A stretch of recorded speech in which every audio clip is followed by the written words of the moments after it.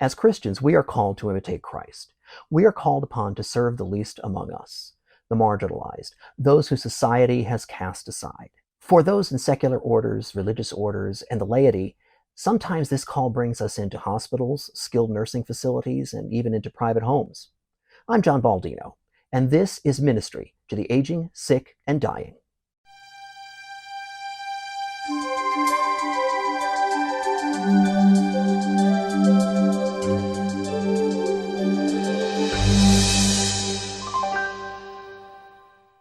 Each of us is called to a vocation, a special way of building up God's kingdom on earth. Now, when one thinks of vocations, the mind often turns to the priesthood, the permanent diaconate, or religious life.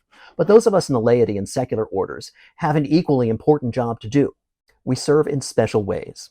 For many of us, our call includes service to those in deep spiritual need. In ministering to those in pain and those who are nearing death, there are three keys to bringing spiritual comfort to God's people: acknowledgement, acceptance, and action. As we prepare for our unique pastoral roles, we must acknowledge the scriptural tradition and the rich Catholic tradition of caring for the aging, sick, and dying.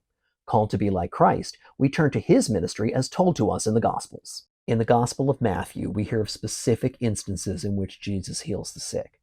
First, in chapter 4, the Gospel author tells us, Jesus went around all of Galilee, teaching in their synagogues, proclaiming the gospel of the kingdom, and curing every disease and illness among the people. Later in chapter 8, Jesus cures Peter's mother-in-law. Immediately following, we read, when it was evening, they brought him many who were possessed by demons, and he drove out the spirits by a word and cured all the sick to fulfill what had been said by Isaiah the prophet. He took away our infirmities and bore our diseases. And the author of Luke's Gospel tells us, at sunset, all who had people sick with various diseases brought them to him. He laid his hands on each of them and cured them. Now, unlike Jesus, we cannot cure disease, nor can we drive out demons, but we can offer prayer and comfort to those in need, just like his followers did. Three notable Franciscans did just that.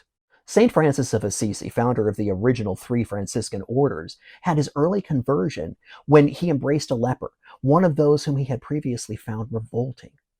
Then he began to live among the diseased and care for them.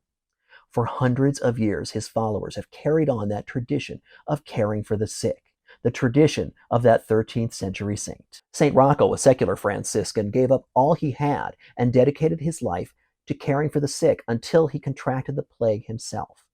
After a miraculous cure, he continued to care for the sick and dying until his own death in the 14th century. St. Maximilian Kolbe, a conventual Franciscan priest, known by many as the Saint of Auschwitz, secretly cared for and ministered to the sick and dying in the concentration camp where he was also a prisoner. He died in 1941 when he volunteered to be starved to death with 9 other men, so another man could live to see his family. These are the examples we must follow. Maybe not to the extreme of these men, maybe so. That's what we need to discern when we're figuring out God's call to this very special ministry. Before we can imitate Christ and these great Franciscan saints, it is important for us to address the need to accept illness and eventual death. That's coming up next as we continue to explore our ministry to the aging, sick, and dying.